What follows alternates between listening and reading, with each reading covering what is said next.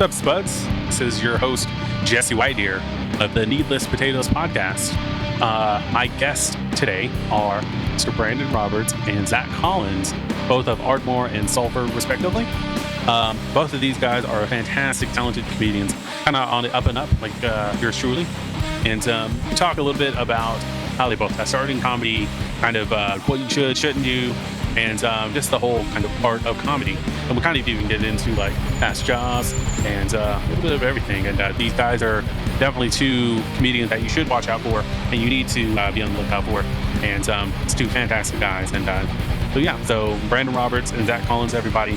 And of course, I've been Jesse Whitedeer. Hope you guys enjoy. And and hopefully you won't be too offended by this one. Just kidding. Thanks. So guys, I'm here with Zach Collins and Brandon Roberts. Guys, how you doing tonight? Doing real good. Thanks for having me. I'm doing all gravy, baby. How are you? Not gravy, but pretty good. So you guys are comedians. Yes, sir. What's that like? It's great. It's a big rush, and I love it. I don't have to jump motorcycles anymore. No, you're too big to be jumping motorcycles. It's fun, man. It's the most fun I've ever had for work, ever. It's very cathartic, and I don't know. It's the most free thing I've ever done. And you get to talk about your dick, so it's pretty good. A lot. So much. Brandon, you got any dick jokes? Nope, none at all. It's like I'm not touching it. Nah. No one's touching it these days, are they? No. You're in a sore spot, Jesse. Sorry. So if you guys haven't heard, Mr. Zach Collins and Brandon Roberts over here, they do a lot of open mic nights, and they've done some gigs in Ada, as well as some gigs in Sulphur, correct? Have you guys done anywhere else besides Ada and Sulphur open mic nights? Because you guys did the funniest. You guys entered in the funniest person in Oklahoma City, right? Yes. Or Yeah. Oklahoma? Yes. Yeah. We both made it to the semifinals, and then we got kicked out. We got cheated. I ain't gonna lie. Is it because you're both over 200 pounds? Is that why? Man, that's racist. Your mom's over 200 pounds, and she won. Yeah, she did. Brought home that trophy. Yay, mom. I'm just How playing. you gonna shit talk me with bad knees? You're 6'7", bad knees. You're half black. Okay, You have all the advantages. I'm half black. Think about what you just said. So I the got whites in your knees and butt. yes, and the black is in my credit score and my nose. So That's the whole joke. His whole bit. yeah, that's all I got, guys. Can't use that anymore. Nope, it's over. You ruined it for me, Jesse. Thank you. I'm bad. My bad, dude. Yeah. Well, you were like thrashing me earlier, so Yeah. in your head, I don't know what you said, but in your head, you were, really kicking the shit out of me. So I was like, Oh gotta say yeah, something. I was toasting you up something crucial. I'm not even gonna lie. No, go ahead. You can say what you want. Well, I forgot now. All right. Got short-term memory loss, bro. Well, So back to gigs. That's why we brought him, I know guys. this is getting real racist real quick, so I thought I'd He's- hop on in there. No, I've done some gigs. Ada, Ardmore. We actually both got started at the same place in Ardmore. A few shows in Sulphur. We've done those competitions. I did Battle of the Wits at the Hubbly Bubbly Hookah Lounge. what was that like? Well, it was Did they peer pressure you to do shitty hookah? yes, very much so. They just stare at you the entire time until you just, like, smoke some more. And they played like palace music in the background? Yep. A lot of incense. A lot of like 19-year-old white kids who can't get into like bars. Oh, all right. Gang, gang. But it was Gang, cool. gang. It was Gang, cool. gang. That was my first like intro into like the OKC comedy community. But yeah, funniest person in OKC. Did a couple open mics in Tulsa. Just a couple open mics in OKC. Just we're kind of landlocked here. You know, if you're not willing to drive down to Dallas or drive up to Oklahoma City, up to Tulsa, then there's not a whole lot going on here. That's kind of something I hope we're changing. I hope it's something that we're gaining traction with. But I mean, for kids around here who ever wanted to get into comedy, there hasn't really been an avenue for that until now. Well, there's definitely Oklahoma City and Tulsa, and I know that Norman's had a few shows.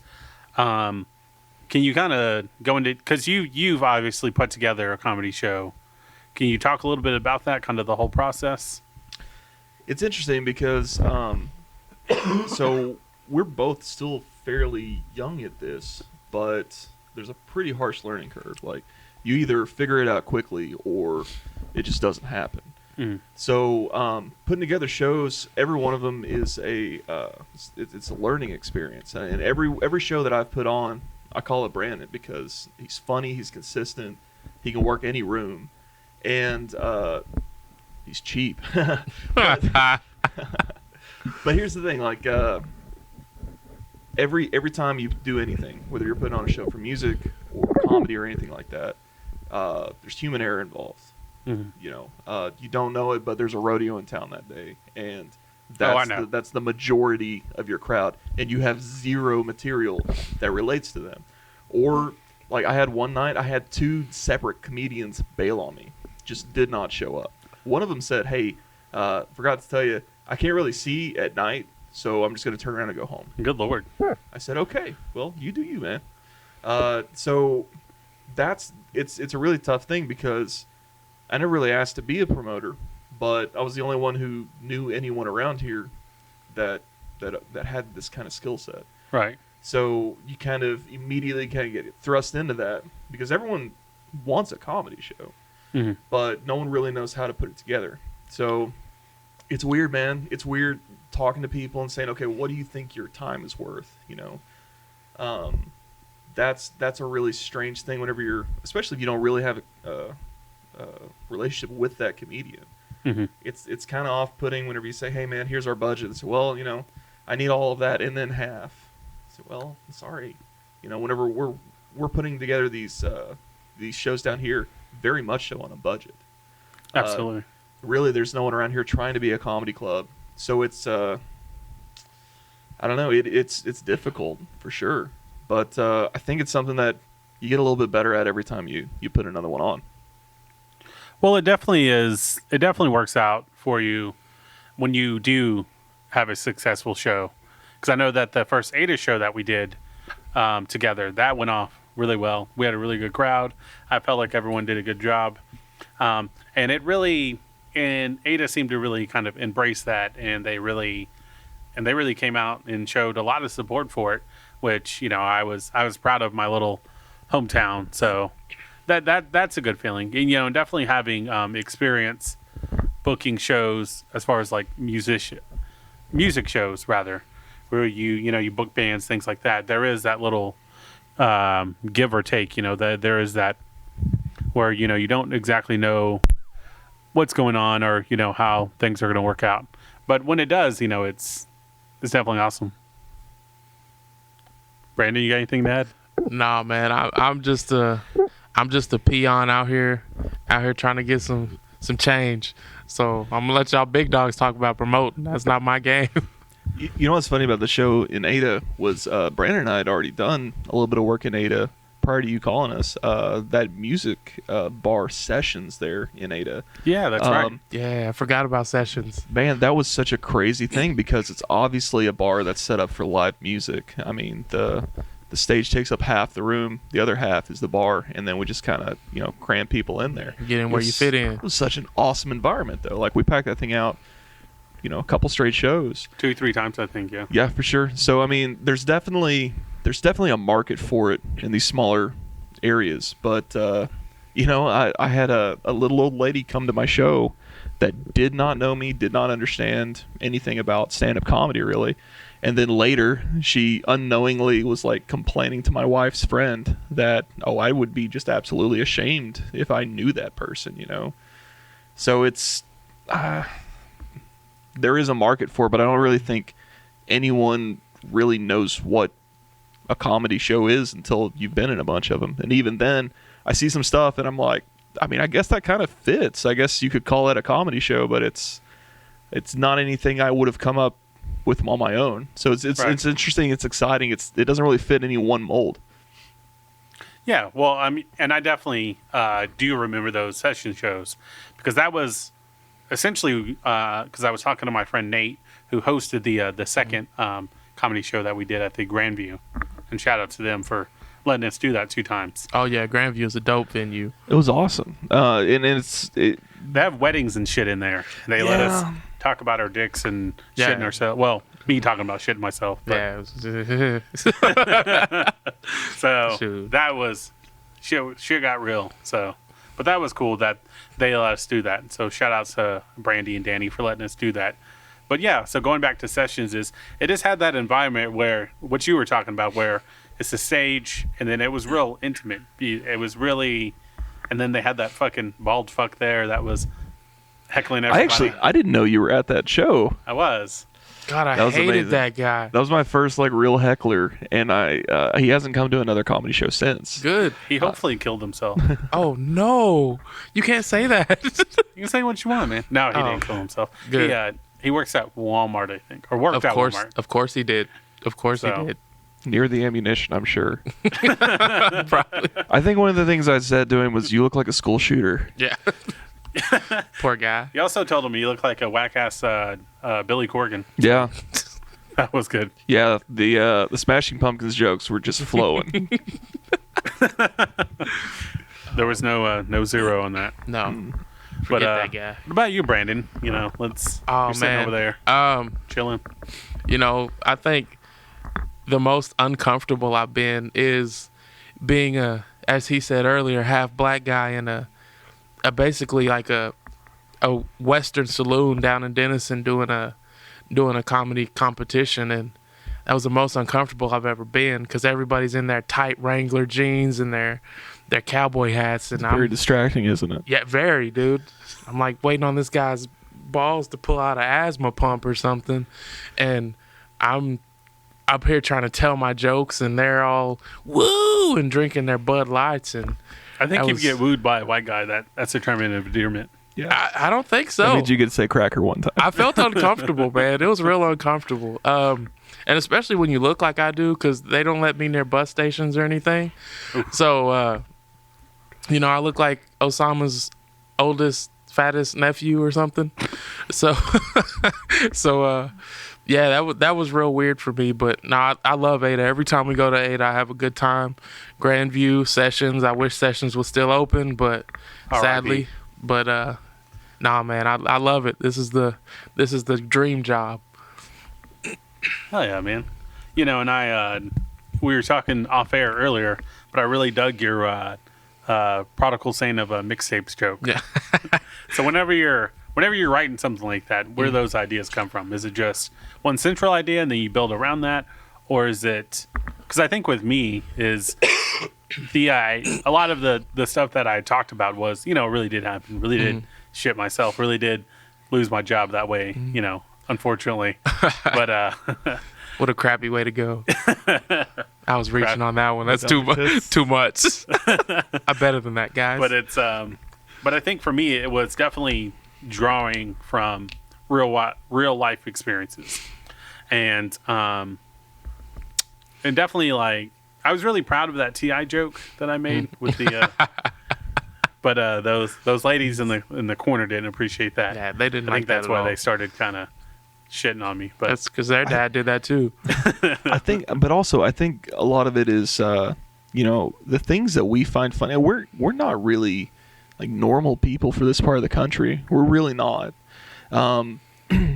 What makes us laugh, the things that we relate to, that's not going to relate to everybody. So, you know, it's funny to do the exact same set in multiple places and see how well it works in some places and how poorly it works in others. so can you give an example of one time that it didn't work at all, and another time where it just killed?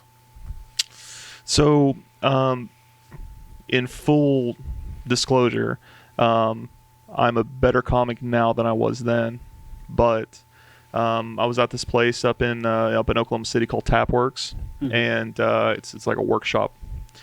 You go up there, you take new ideas. I had this story about meeting a dirty wizard on the river, and that just absolutely, like, not a single laugh. I have a recording of it, and every now and then I'll just watch it and just kind of try to figure out what I did wrong. And I think one of the biggest issues was stand-up comedy is so much more than just storytelling. Like, you can tell stories, but you have to hold someone's attention the entire time. You've got to little punchline, little laugh, set up, tag, and then at the very end, you better have made that worth it. Like, if I sit there and tell you a 5-minute story and you don't laugh the entire time, the last thing I say better be the funniest thing you ever heard in your life. Absolutely. Well, and I think for me, like, I look at it like you can look at it like fighting, where you're throwing the jab, you're setting up your shots, and you throw that straight right or you throw that left hook, and if it doesn't land, you just look like an idiot, or you get countered, you get knocked out, whatever it is. So I think that's the way I look at it, is that you're building up punchline, then you're building up punchline, and for me is getting comfortable. It's getting comfortable, hitting it, getting the laughs, getting everything built up. And then at the end, when I do close, it's people have kind of gone on this journey with me, and they've kind of reveled in my pain. But that's the idea, is like, I think that's funny. I think it's funny that, like, I pooped my pants and then got fired for it. That's hilarious to me, and I'm glad that other people can kind of share, revel in that, I guess, and that maybe there's similar experiences. And you were talking about it's funny because you were talking about watching one of your first sets and kind of maybe cringing about, like, how bad it was, and then you look back in retrospect and you're a lot better comedian. I for like a long time I would so the last girlfriend I had was like probably 3 years ago, I think, and she broke up with me through Facebook, essentially, like Messenger and stuff. But it was weird because it was almost like a compliment sandwich, where she would talk about how great I am and how, like, I've done all this stuff for her, and then she would, like, kind of low-key insult me, and then, like, so it was like that. So as a training tool for I don't know what, I'd read those, and then I would just be like, God damn, that's fucking brutal. And then that would kind of, like, give me strength to, like, move on with my day, because I was like, oh, well, that happened. And I think that going back to, like, with shows and stuff, is I've done, like, benefit shows, and I've done some of these events where, like, no one showed up, where people show up and they just don't like it, they don't dig it. So it's like, but knowing that, like, that's only monetary, so it's only, like, in that little bit of moment where, okay, it's done, it's over with, and then move on. And I definitely think that I improved from the first time that I did it to the second time, and then the open mic nights, because when I first did my first open mic night, it was like no one laughed, and there was this, like, weird Iranian dude that, like, did, like, a villain chuckle where he like that kind of thing. But I think he did that, like, ironically. Yeah. So kind of like a pity laugh. Kind of, but it was like a billionaire laugh, like ha ha ha, like the $1 Million Man. Yeah. Oh, screw that guy too. No, I did a show on Tinker Air Force Base with this guy, and he didn't tell us before the show that there was rules and there were certain things we couldn't talk about. So we get there and we're walking into the venue, and he's like, "Oh, guys, I should have told you this, but you can't joke about this. You can't joke about the president. You can't joke about politics, this and this and this and this." And I was like, well, what's left? And so that I had to completely redo my set in my mind, and from what I had prepared was not what I got to tell. And I completely, that was my worst set ever. And it really put a bad taste in my mouth for a while, until my next show. And then, like, I was so worried, I almost messed up that show too, because I was so worried, like, don't bomb again, Brandon, you can't bomb again, don't bomb again, that I almost forgot, like, my jokes. And it just kind of put me in a weird headspace for a while. Kind of getting in your own head. Yeah, most definitely. And because that's one of my biggest goals in a show is, like, don't ruin the crowd for the next guy. Like, you want them laughing all night. You can absolutely poison a room. Oh, most definitely. I've seen it happen a few times. I was doing a show down in Ardmore. It was a corporate show. And your first mistake was going to Ardmore? Well, actually, that's where we got started. For real. Oh, really? Yeah. So a local businessman I was casually talking to him, and he was like, "Hey, we're starting to do this thing. If you know anyone locally who would like to try this." I was like, actually, I wanted to do this my entire life. And so he booked me. I had to send him an audition, which was weird. Yeah, Okay. that was super weird. It was. Because he was like, just tell us a joke or whatever. And That's so, weird. Yeah, it was super weird. You know what's weird is he showed me yours. Oh, God. Yeah, he was like, "Hey, what do you think of this guy?" Oh, God. I was like, that is funny. Oh, God. Someday he's gonna have an afro. It's gonna be dope. I forgot what joke I even sent him, bro. That's like some cam girl type of stuff. They're like, Yeah. send us some headshots. Yep. Real talk. I almost sent feet pics with it, but I just figured that'd be a little too far. But like he was saying, you can absolutely poison a room. So this guy just randomly gets up and he wanted to try it. Didn't have any material. Came off really misogynistic, really just kind of alpha, and like it just did not land at all. And then I go up and I play it exactly the way I had rehearsed it, exactly the way I'd done it before, exactly the way I'd killed that same room before. And man, I just ate it for about 7-8 minutes, and then finally, through the grace of God, about halfway through, I tell a joke, it really lands, and from that point forward, it's butter. But like it really, you can just take all the oxygen out of a room from a guy just saying the wrong thing or not being prepared or just being in his head. And what he was saying about, like, that stuff happens all the time. You'll show up to a show that you think you're going to do 30 minutes at, or even you think you're going to do 10 minutes. And then he'll come and say, "Hey, things had to be moved around a little bit. I need you to shave 5 minutes off your set." That sounds so easy. But whenever you've got it structured in a way that you've got callbacks and tags, and your final punchline is going to bring the whole thing together, and all of a sudden you've got to do that in 3, 4, 5, 15 less minutes, man, it can absolutely just throw you off your rhythm. It's like whenever a field goal kicker, the guy who holds it just takes just a fraction too long and it throws off the entire rhythm. It can absolutely happen, and it's something you have to learn to recover from. And people who don't figure out how to recover from it, they just don't do this anymore. Yeah. Oh. And you know, people think I can get on stage and do 5 minutes easy. Well, it's not that easy. 5 minutes, it doesn't sound like much. And when you're up there, it goes in a flash. But it takes a long time to get a good enough 5 minutes to be worth it. So you can't just be like, I'm going to go up and talk for 5 minutes. It doesn't work like that. Very few people can do that. I think Richard Pryor was the last one that could do that. But 5 minutes is no easy task at all. Not even close. Well, I think it's with anything, is like once you get comfortable, you can kind of improv. You can kind of work on those things, but it's kind of flexing that muscle and getting to that point. Because you've seen where you invited that annoying bald guy up on stage to tell some jokes. Yeah. Because I think it was you, Zach, that said, "Well, all right, you've been heckling us." No, it was you, Brandon. I'm sorry. Where you said, "Okay, we'll come up and tell us a joke," and then he couldn't do it. Yeah, he couldn't do it, and then he would, because you were saying his name is Gooch. You were saying, "No, I know James Gooch's name is Gooch, but you're the Gooch. You're a Gooch. You're a Gooch, yeah." And so he went up there and he just it was weird, it was awkward, and then he was pointing at people, and it was just. It got angry. It got really weird. Yeah. Like, he gets up there, he tells a joke, it does not land at all, and all of a sudden he's pointing at people and chastising them and calling them dumb for not keeping up. And I'm just like, listen, man, they have to like you. They have to want to laugh at you. You know what I mean? And very few comics have ever come off as unlikable and successful. Yeah. Mm-hmm. No, absolutely, and I think for me, it's there's a small bit of the crowd that knows that you're trying things out. That knows that okay, well, most of this set is maybe you've rehearsed it. Because when I was preparing for the second time, I'd be at work and I would just be rehearsing in my head, and I would just kind of talk to my head, talking to my head, kind of getting it worked out.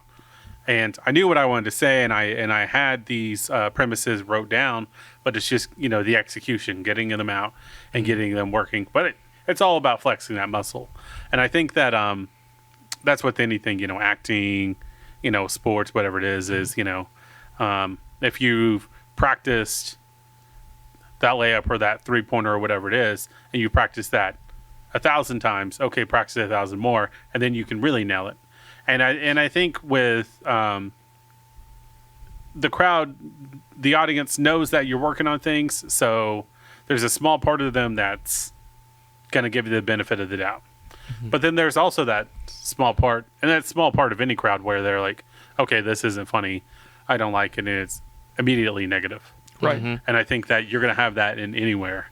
And it's just people, I think that people are entitled. So people are so much entitled that they want some instant gratification, and they want you to make them laugh instantly. They don't appreciate the art of the subtleness of building up, and then you get the payoff.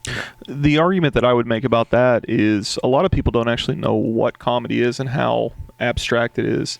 And another thing that's, to kind of address your point, people who show up and pay for a show, they have skin in the game.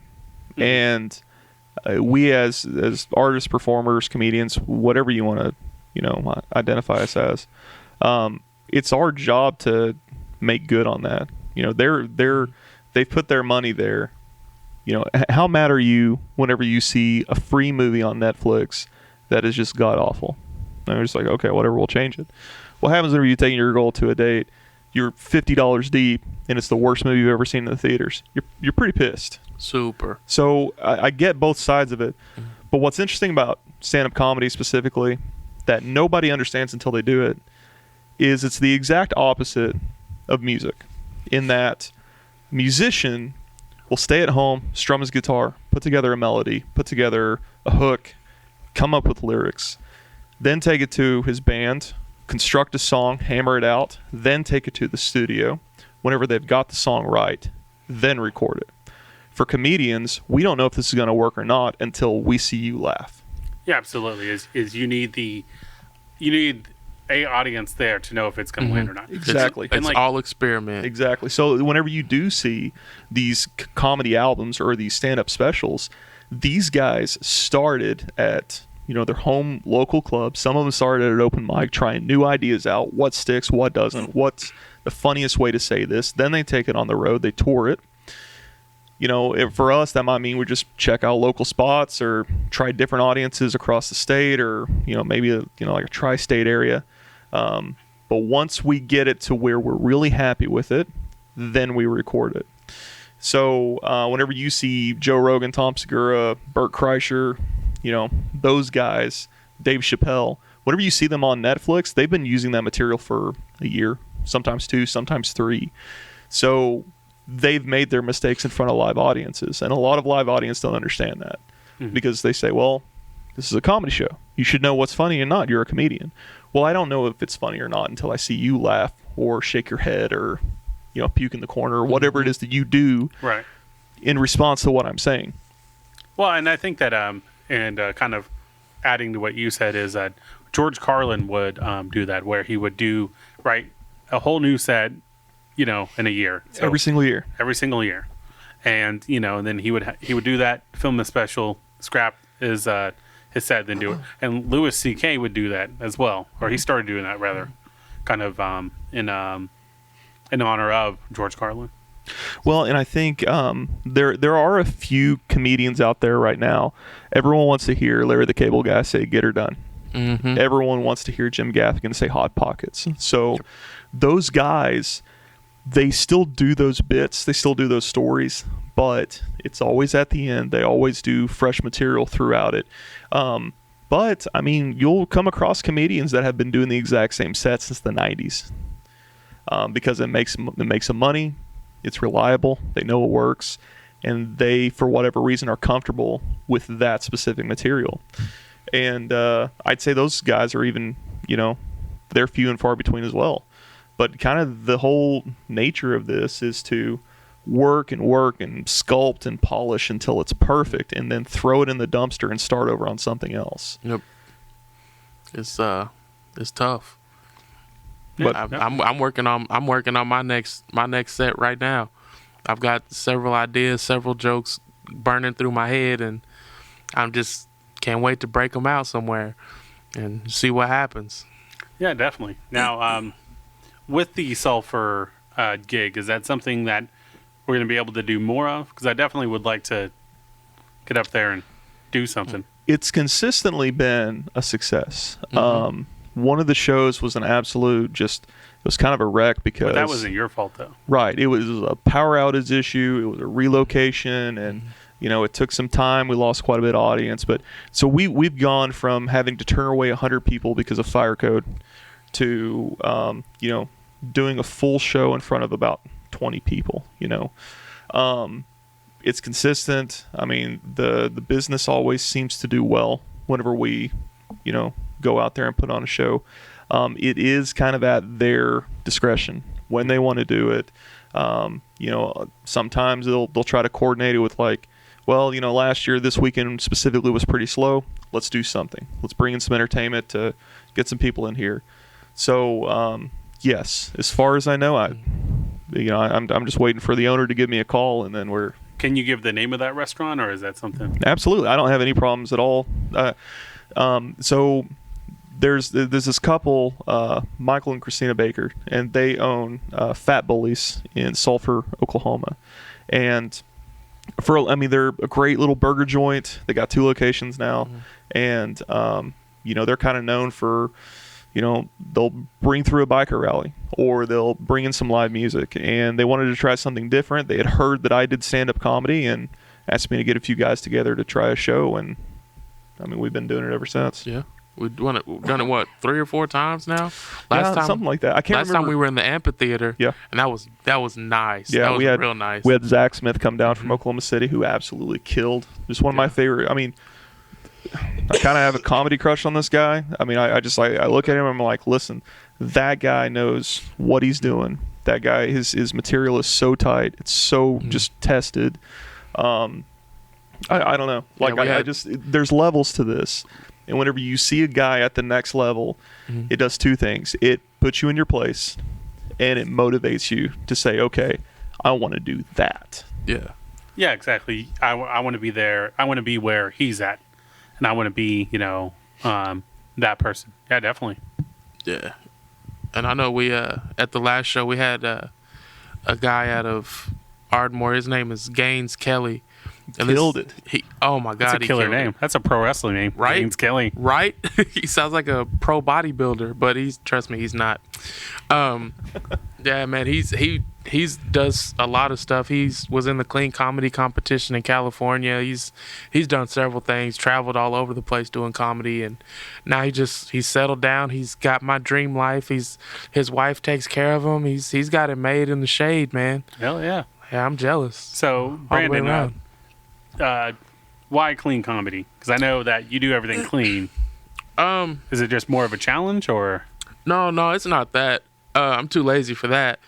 I just don't cuss, and I never have. And I feel like I can be funny enough without using profanity and telling super dirty jokes and stuff like that. And another guy asked me like, what separates you from other comedians? And I was like, look, I'm a dual threat. Clean people don't like dirty jokes, but dirty people still like clean jokes. It's absolutely true. Yeah. So, and on top of that, you will absolutely get more work as a clean comic, hands down. And the most successful, at least monetarily speaking. I know Kevin Hart is probably the most successful comedian on the planet right now.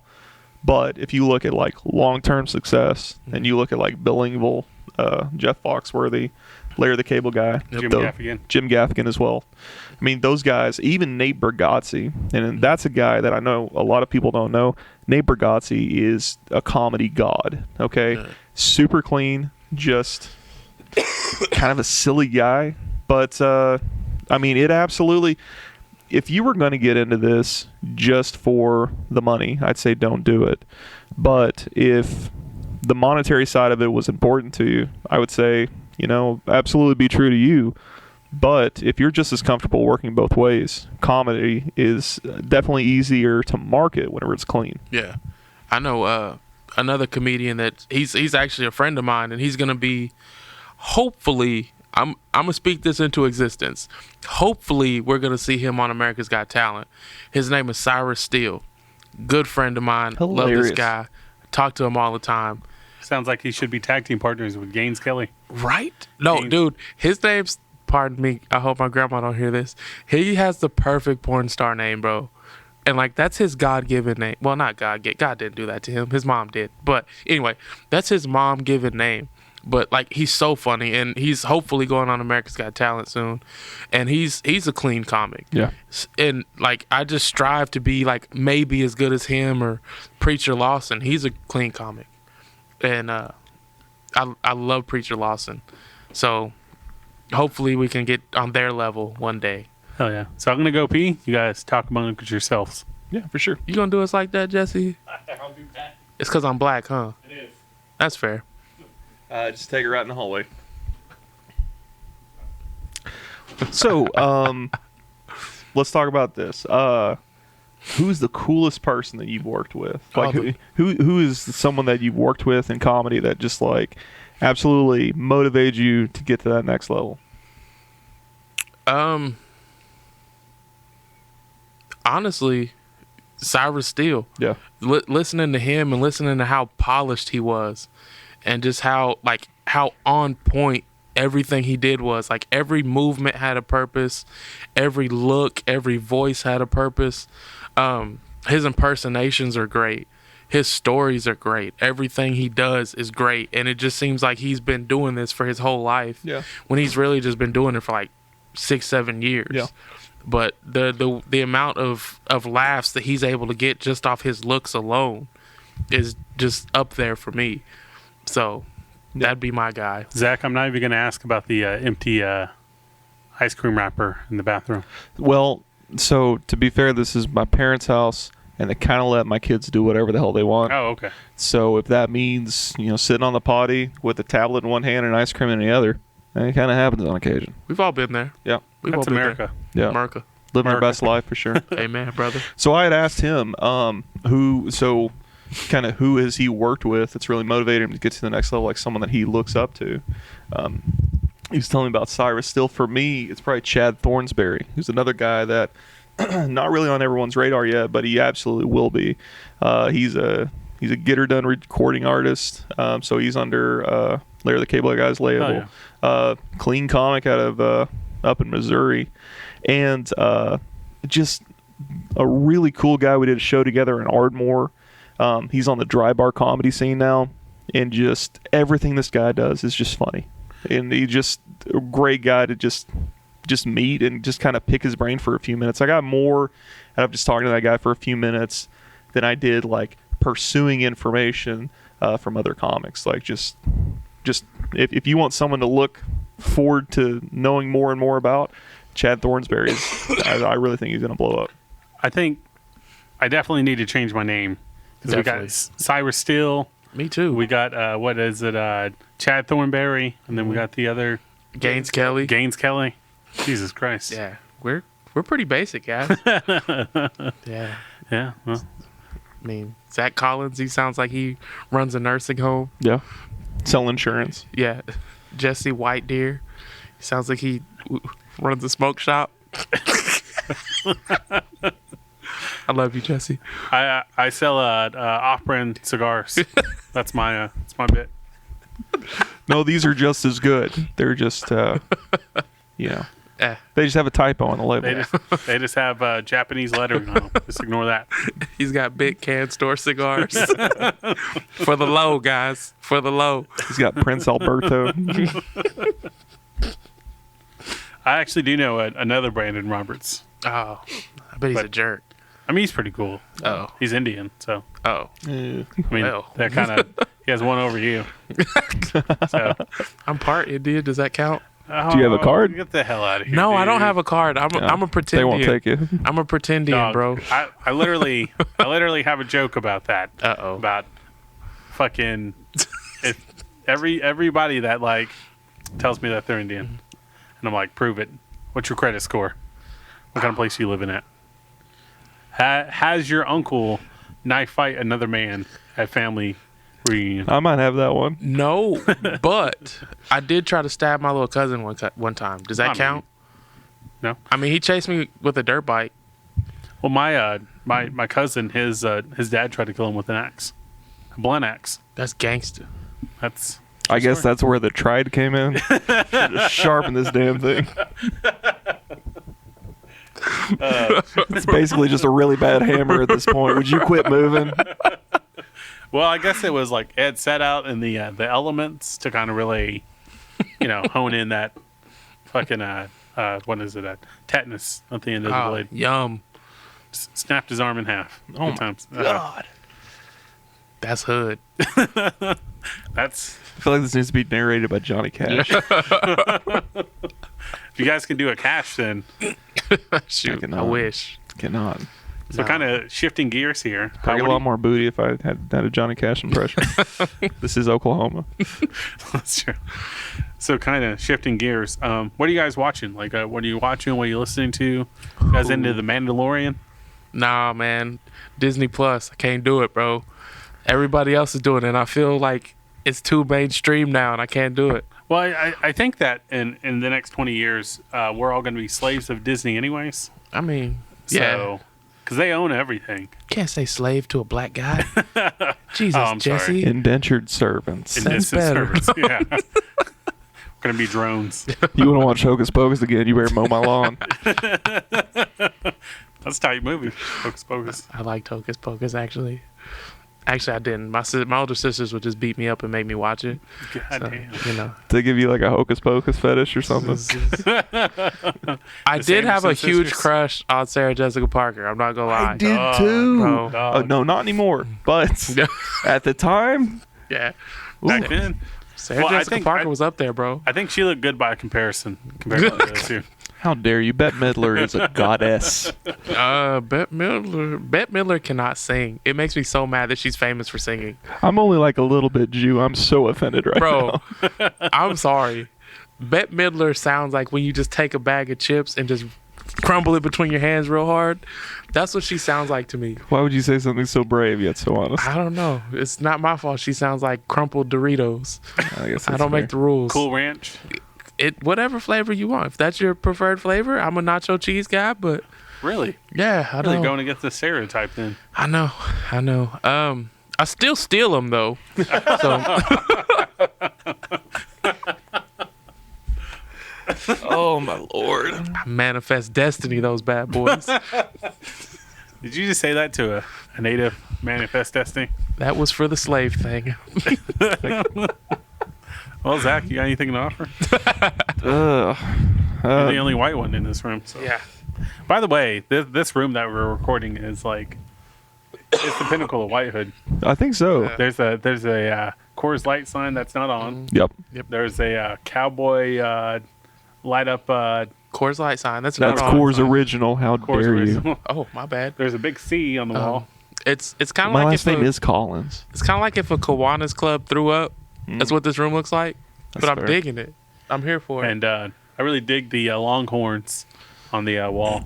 Yeah, that's not even like a sporting thing. You know, we've literally never raised Longhorns. I don't actually know why they're here. Is this even your parents' house? Did we just break in somewhere? We might need to wrap this up pretty quick, boys. No, I'm not. I don't know. I'm trying different stuff out, like shows, music. I'm really getting into like a bunch of music that I like, artists that I knew I liked, but I never really jumped into like all of their stuff. Like I'm trying to listen to like all of J. Cole's stuff now, and Oh, dude, I love Cole's J. Cole. fire. he's one of my favorite. Yeah. I don't know. I just, for whatever reason, like the whole Money Cash Host thing, it literally never interested me at all. Not So- even the Jew part of you. Like I felt it like a tickle in the back of my brain, and like It was my the money palms would part. start to itch. But like it's not. No, that's not really. I don't really care how big your rims are. You know what I mean? Yeah. Right. But if you can kind of express, like if we can connect that you've been through some stuff I'm going through, or I can relate to something that's happened in my past, or like I don't know, there's solidarity in that. That's my thing. If I listen to rap music, I like to hear stories. Yeah. So like Scarface, Bun B, Pimp C, people like that. Oh, That's who man. I really listen C. to. Yeah, dude. R.I.P. Pimp. Rest in peace, Chad Butler. You know, I love Outkast, Run the Jewels. When I rap, I want to hear bars. Like I don't want to hear none of this foo-foo, humming Amigos stuff. Like I want Nas, Big L, Jay-Z. That's what I want. DMX is my favorite rapper ever. I mean, DMX Like- is the particle saint of rapping. Amen, brother. Amen. The game needs DMX, and I know this for a fact because when he did that interview a few years ago, where he said if he saw Drake in an elevator, he would choke him out. At that moment, I knew we needed DMX back.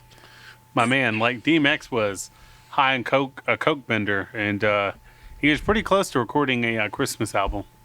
No Dude. fucking lie. That's the only Christmas album I would ever buy. I'd be into that. I'd totally listen to that. So kind of in the same vein, like I like really unique like rap groups and stuff like that. Like for me, my money, like Outkast is, I mean, combined probably one of the greatest rap groups of all time. But like, Oh, if Wu-Tang not Clan- arguably the best. yeah. So like for me, it goes. I mean, in no specific order, but like I love like Wu-Tang Clan. Okay. No one else sounds like them. No one else. Hell yeah, Wu-Tang Clan. Dude, no one else love puts Wu-Tang. together music the way that they do. Wu-Tang is for the children. Absolutely. I've actually heard they're talking about coming out of retirement to go on tour with Rage Against the Machine, Hell yeah. I'm okay with that. and I will choke your mom to go. I would choke my mom to go. I would choke my mom for you to go, and then I would choke her again for me to go. If you guys are out here choking Brandon's mom, I'll Yes. record it, Okay. and then we can put it on the YouTube. Gang, gang. We out Gang, here, cuz. gang. Taste the rainbow, mom. This is a rainbow coalition of choking. Yeah. Let's bring in the people. What if like choking your mom was like what ended racism? Say we're a I little would late. choke his mom to racism. I would choke. But all of my mom's kids are half black, so I feel like she already ended racism. Okay. She's Yeah. done her part. Yeah. I mean, she's got 5 of us. She's done All enough. She's done enough. So you're essentially the cure for racism. I never thought of it like that. But yes, I am. I figure you'd accomplished a lot more by this point in your life. I just like how confident you were in that. You were like, yeah, I am. There's a somberness on his face. I know. now. Yeah, He was like, That made me yeah. feel some type of way. I don't know. I didn't like that. I mean, but I did. That's Then what I didn't. That's what this podcast is about. Okay, finding out things about yourself. Yeah. Dude, it's funny because when we did the Funniest Person OKC competition, Zach, one of his coworkers, went with us. And she's like this psychologist, something like that. And she had me draw a picture of a house. And she looked at this house and told me like everything about me that's ever happened to me. And it was freaking weird. Like, it was real weird because she was so accurate. And I was like, okay, you can stop now. You can stop. And I was about to cry for a minute. I'm not even going to lie. It's a shout out to Autumn Cooper. She's a psychological clinician that I work with, and she just we were telling him about like how she can pick up on like trauma indicators and all this stuff. Like she's brilliant. She really, really is. And he was like, "Nah, I don't really believe in that stuff." She's like, "Okay, well, do me a favor and draw me a house." He was like, "Okay, like any house." She's like, "Any house, whatever you want How to do." did you draw it though? Shameless plug. The new Samsung Galaxy Note 10. They're not going to sponsor Oh. you. Stop it. Shut your dirty mouth, Zach. It has this feature where you can pull out your stylus and draw. So as we're driving down the highway, I pulled out my Samsung Galaxy Note 10. Pick one up. They're great. And I drew a house, and she psychoanalyzed me and made me feel like a little kid again. And it was real weird. It was real uncomfortable. I draw 3D houses. I don't know what that means. Why is that funny? No idea. Don't fucking shit on me. I don't even know what that means. Well, like you draw the house, like you draw a box, and you draw a triangle at the top, and then you draw another one, and then you draw lines connecting them, and it's a 3D house. Y'all parents have money for art lessons. Yeah. Well, my dad is an artist. He is like an accomplished Native American artist. That's awesome. My But, dad isn't. I've probably seen his work. We always have the Chickasaw Arts Festival. Yeah. Well, back in the day, it was Gary White Deer or Waylon White Deer. A lot of his paintings were published in Red Earth magazine, That's awesome. and there's still a few of his in the Ada casinos. So yeah. My dad works at Best Buy. I don't want to flex or anything, but Shit. You think give me like a wholesale iPad or something? Does I don't he even get a discount. Is he ironically in It's not the cool. stereo department? No. I don't actually know what he does. Yeah, me and him don't really I'm gonna talk stop that much. shitting on you. I'm sorry. No, dude, keep it up, please. Because here in a minute when we go off air, you're getting it. I mean, no, you can do it on air. no, we're good. No, I don't know what the freak he does there. I know he has like a 3-wheeled bicycle that he rides around the warehouse. So, Like a Yeah. slingshot. Or no, like that creepy little doll from Saw. kind of like the creepy little doll from Saw. Oh, okay. Yeah, so I he's was just thinking riding. more of like a slingshot. No, like I don't understand. Like he's riding a bike all day, but he's still fat. Like what are you eating when it's time for lunch that you're not losing any weight? You're getting cut out of the wheel with this one. I was probably already cut out of the wheel when I made my joke about being scared of the dark. Yeah. And that's why me and him don't have a good relationship. Yeah, so I mean I've probably already been cut out, but I'm like, you ride a bike for 10 hours a day and you're still 350, 6 foot, and it's not muscle? Come on, Thicker bro. than Snickers. Thicker than a Snicker, thicker than a bowl of oatmeal, boy. So for me, like I've always, one of my earliest memories, whenever my mom asked me, "What do you want to do when you grow up?" I said, "I want to be a comedian." She said, "Well, you can't be a comedian because if they don't laugh, they won't pay you." And I believed that until I was in my 20s. But I can tell you, at 30 years old, having done comedy for a full, 2.5 years, whatever it's been, they still pay you, even if they don't laugh. And if they don't do business with them again. Nah. But I'm curious. So you've kind of dabbled in this a little bit. What was your calling to it? I think for me, like you, or like the both of you, there was always I always liked comedy, and I was and kind of growing up in a large family. I was used to everybody shitting on each other. So you show up at family reunion, or you're hanging out with your cousins. Everybody's cutting each other down. So that's kind of like a native thing. It's like you cut everybody down and everything, or cut each other down rather. So but to get real, it's I grew up like real insecure and stuff. So it's taking those things that people would say to me or say about me, and then using it as ammunition. Because if I can look at it retroactively and kind of look from an outside view and say, okay, maybe I need to lighten up a bit. And then once I got past that kind of that kind of emotional hang-ups, it was a lot easier. And then it was more freeing. So then I could do that, and then I can joke about all these things. I can joke about the stuff that I didn't like about myself. And then that kind of was more therapeutic for me. Mm-hmm. But like nothing, it was really weird because for me, I felt like up until 25, I wasn't living. So once I hit 25, everything kind of clicked. And I felt like I woke up from like a dream this whole time. That was a trial period. Yeah, right. One of those AOL trial Shoot, periods. I want my daggone money back. I'm sick of this. But so I hit that then I don't know. And then I just kind of got more confident, and not really even confident. I just thought like, well, I'll try it. Because my buddy Nate, he was actually the first one to be like, hey, you should do this. Yeah.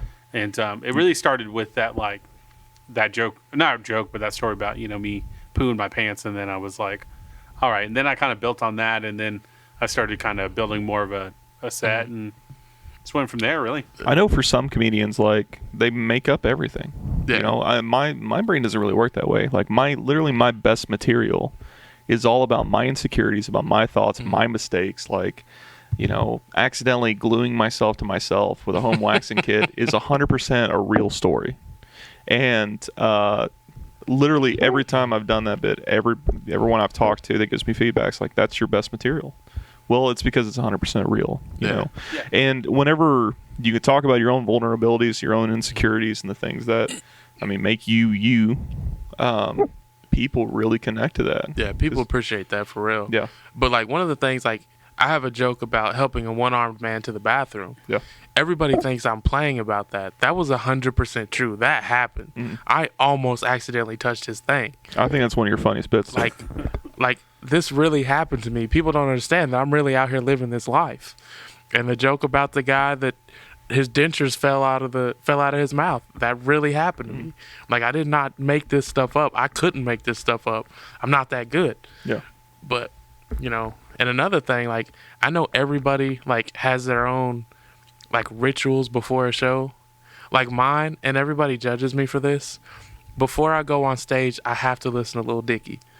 I listen to Lil Dicky's first album all the way through before I go on stage, and I always have on Vans. If you see me on stage, I have on a pair of Vans. It never fails. I try not to get sunk into too much of a ritual because I think, I don't know, I'm almost phobic of it working the opposite direction. Mm-hmm. Like, oh no, what did I forgot my watch. Yeah. Or, I blew out those shoes yesterday and I got to do a show tonight or whatever it is.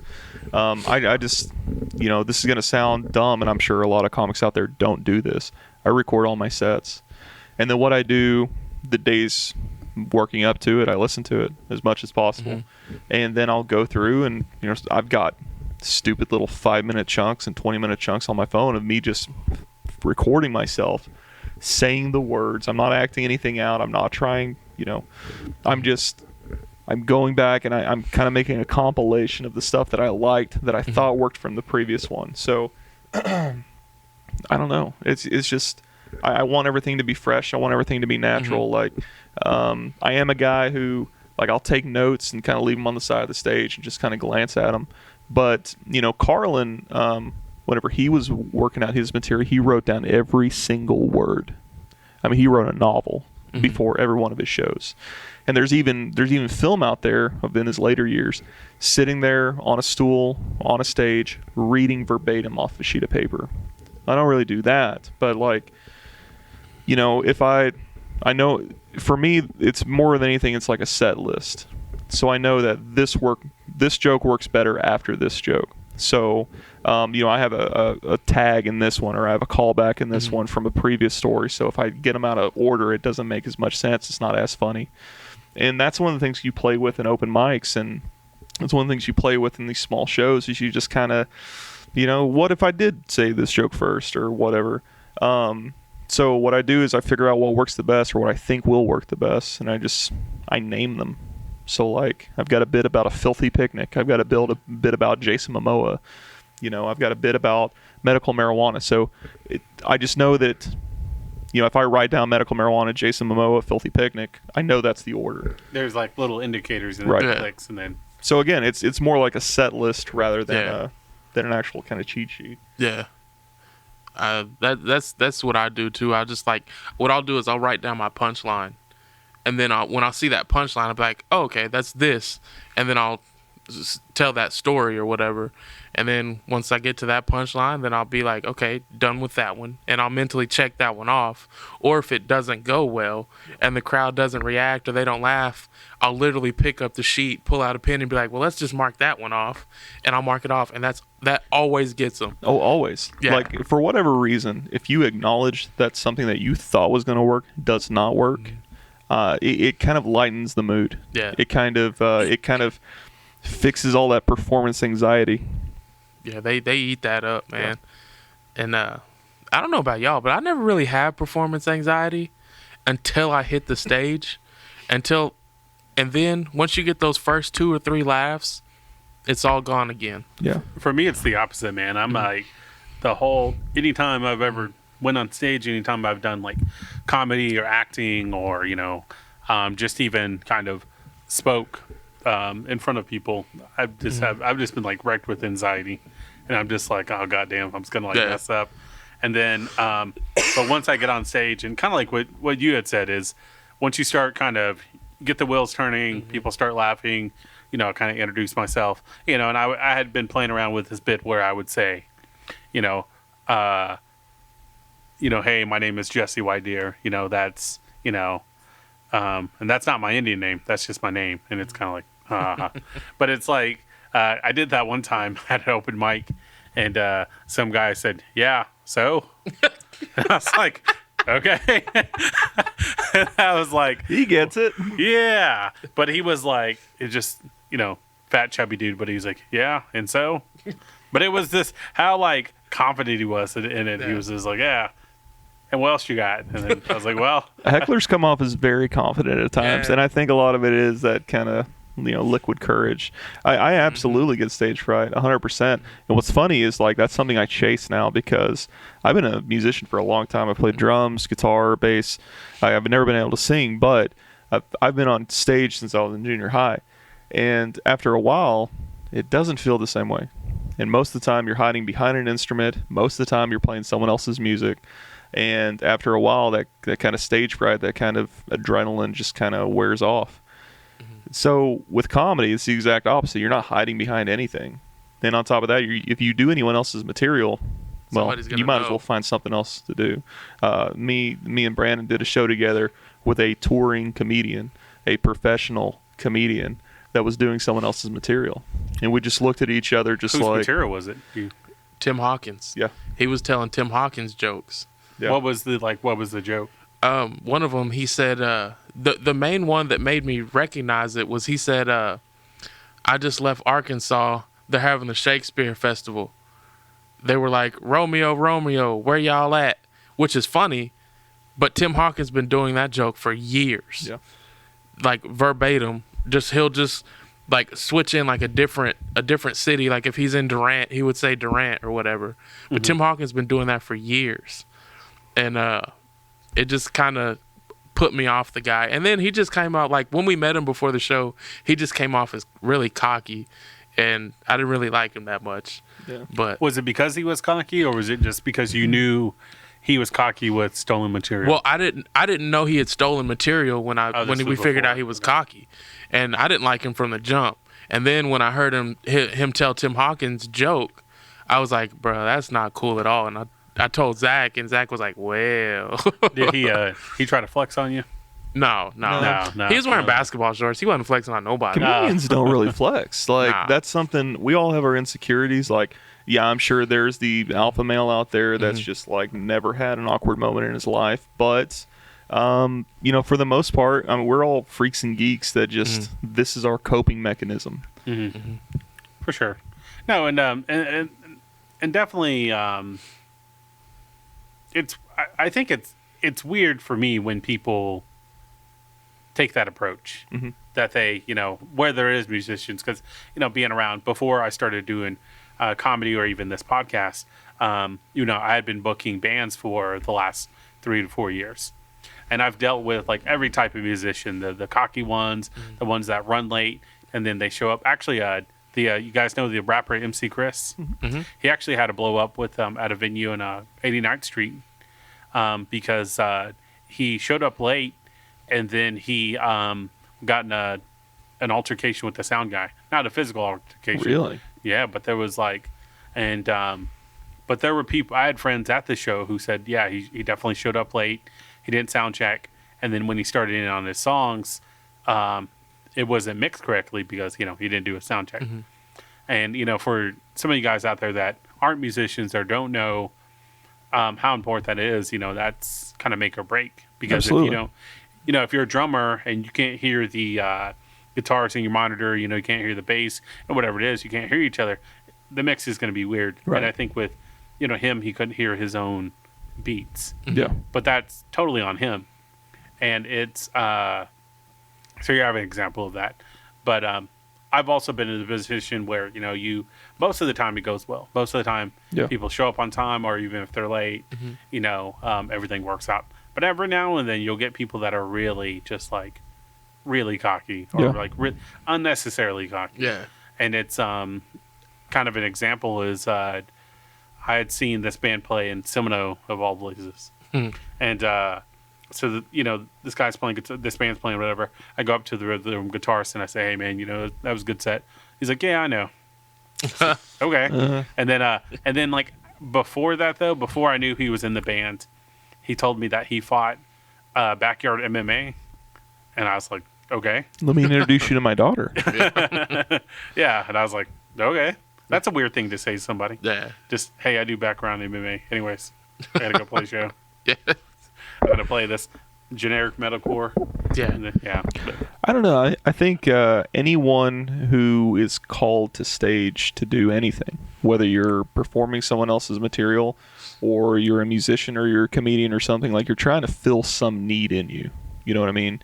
And for some people, that is just authentic.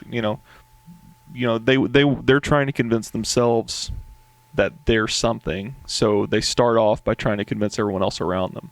And I mean, would anyone actually be surprised if Ozzy Osbourne is like a crazy introvert? It wouldn't really surprise me at all. And then you look at like these comedians that, the most outrageous people on the planet, like more than likely those guys aren't going out and partying every night. Like they go home, they have quiet lives. Like this is, this is what makes them feel normal. This is what kind of, they get their fix in some aspect.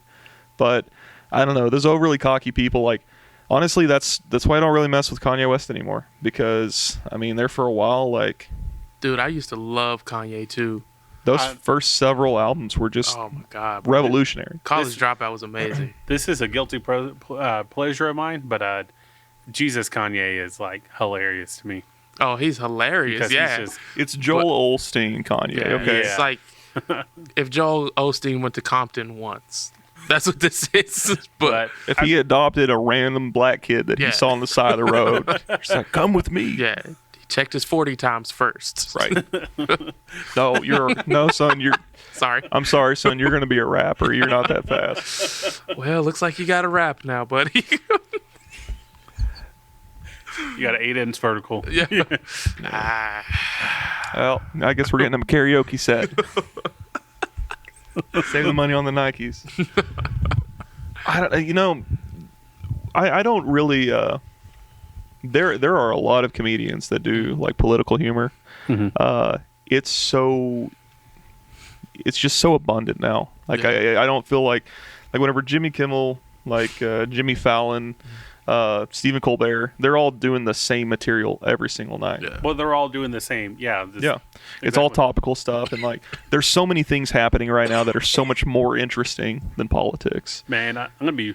This is a hot take, but I fucking hate Jimmy Fallon. I fucking hate Jimmy Fallon, dude. Jimmy Kimmel's okay. Yeah, He's on that borderline, but every time I see Jimmy Fallon's ugly fucking face, you just smack him up. I fucking hate that dude. Dude, I don't know love him. I'm Jimmy sure he's a Fallon. nice guy, but fuck Jimmy Fallon. For real, like, I'm sure he's a nice guy, but Hey, that's how you should start every show. Yeah.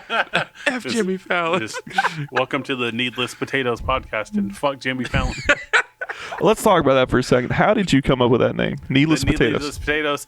So, you can't tell by looking at me, but I'm a huge pro wrestling fan. Like, Me too, bro. whoa. All right. It's my turn to do another podcast, but I Let's fucking... do it. I unabashedly love pro wrestling. I love everything about it. I love when Macho Man's fucking coked out of his mind, Yes. cutting promos. I love Hulk Hogan when he's on roids and he's just spitting on Mean Gene. I fucking love it. good old days. Yeah, right. Back in the 80s when everybody was on coke. But a potato in pro wrestling is a term when you make someone bleed unintentionally. So what they would call a punch. So there's a difference between a working punch, which is like a fake punch, and a shoot punch. So or you work stiff. So if we're working together, and I tell you like, okay, well, back elbow. So I Irish whip you off the ropes. Then I go with the back elbow. The trick is to kind of hit you in the chest or like more of bump you with my shoulder, but it looks like an elbow. But if I like literally elbow you in the face, that's called a potato. And a needless potato is something that's like, well, what it says is just needless. It's unnecessary.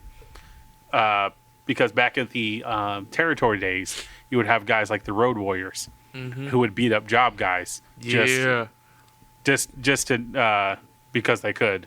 So that's where the term needless potato comes in. Is you already know that you're going to win, you're going to go over. So why put the boots to the guy? Why beat him up? It's needless. Yeah. Okay.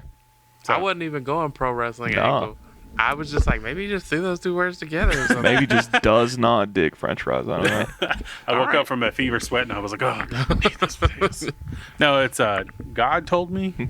He spoke through my cat and was like, my son, needless potatoes. And I was like, all right. Well, you did say you're on a big Jesus Kanye kick, so I just assumed.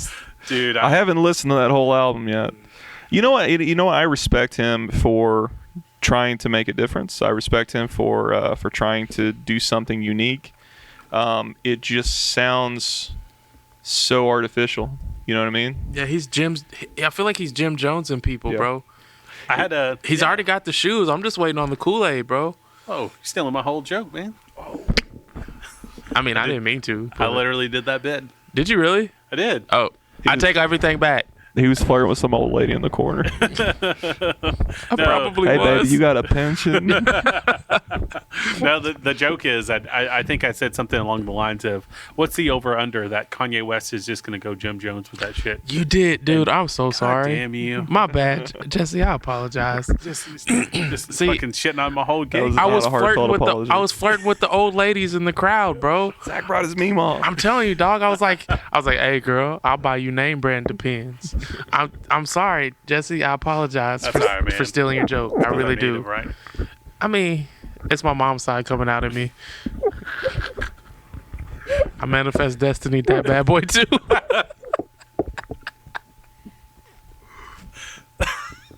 Happy Thanksgiving.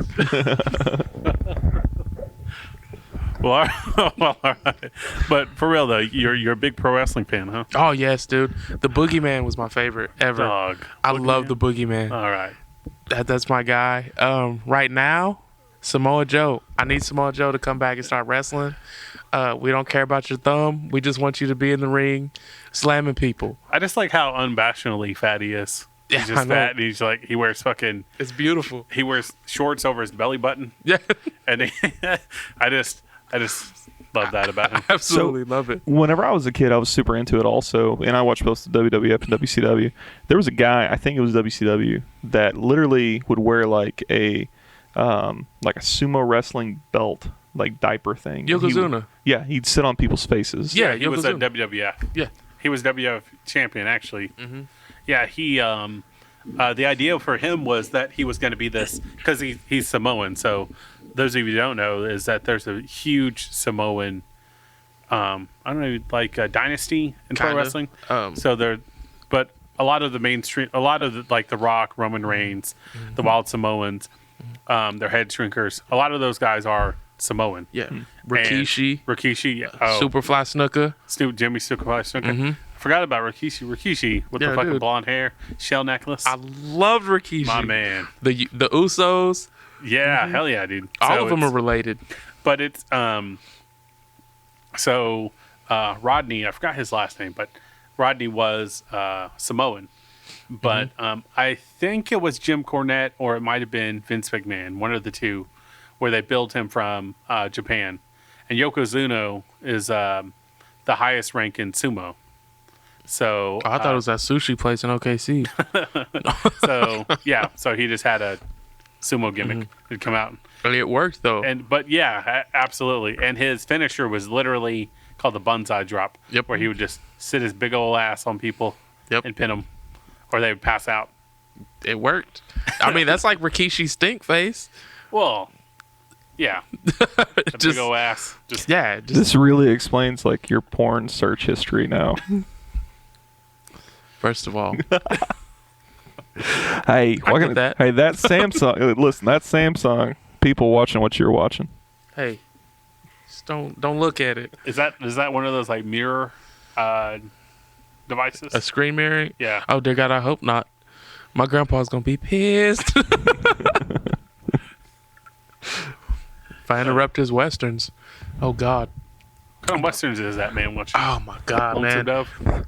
No, I wish. No, dude. Every night it's Lonesome Dove. Not Lonesome Dove. You got me all messed up. It's like the Virginian Oh yeah. and Gunsmoke and Okay. Yeah. Branded. Bonanza and Oh. yeah, and then it turns into Walker Texas Ranger real quick. Dude, I don't get that. he fought a bear in an episode. Yeah, Come on, man. I mean, His goat status. in Wranglers. He was also in Survivor Series because Undertaker and Bret Hart maybe, but he was protecting the entranceway, and he legit almost kicked Jeff Jarrett in the face. Turn That is up. amazing. Yeah. I never really liked Jeff Jarrett though. He was kind of So- boring. Survivor Series 1994, I think. That's That the was year I was also born. the same year that the Undertaker went to heaven because he was in a Buried Alive match, and instead of the casket going down, it was lifted up into the rafters, and there was a light above it. So the Undertaker might be an angel. 'Cause I'm they cool with never that. proved otherwise. The 90s was a weird time for professional wrestling. It was. I mean, that was like peak Ric Flair. Yeah. I didn't like Ric Flair. Like, he wasn't like the Ric Flair to me until he had like saggy old man tits. Yep. And just like It was, just living his best it was life. still working fools. The Yeah. styling, profiling. and he was banging chicks like 60 years younger than him. Yeah. Yeah. It's a And bad now his dude. daughter's into it. Yeah. Charlotte. God bless America. No. Ugh, this has to do it for me, man. Nah. Really? Nah, Charlotte's just kind of. Too lengthy. She's.